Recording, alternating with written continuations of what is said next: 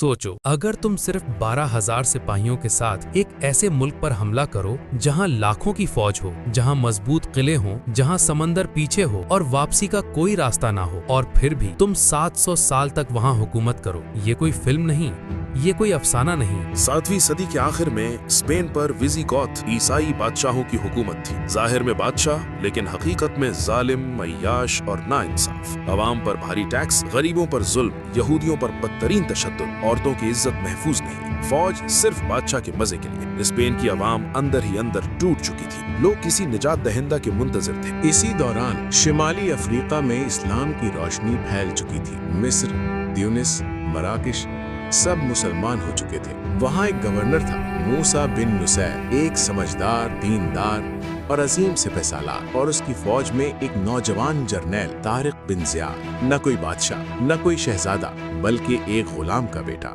लेकिन हौसला पहाड़ों से बड़ा। स्पेन के एक ईसाई सरदार काउंट जूलियन बादशाह रोड्रिक के जुल्म से तंग आकर मुसलमानों से मदद मांगता है। मूसा बिन नुसैर पहले तहकीक करवाता है, फिर इजाजत देता है।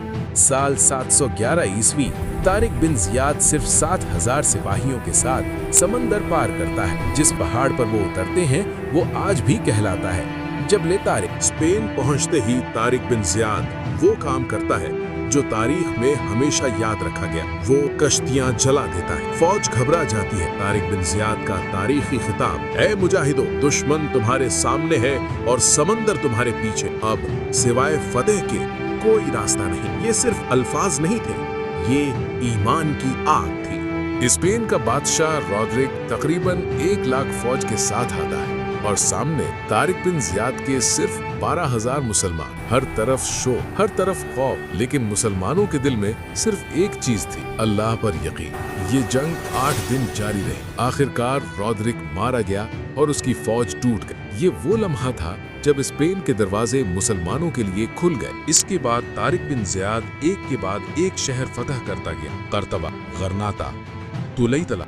लोग लड़े नहीं बल्कि खुशी से दरवाजे खोल दिए। क्यों?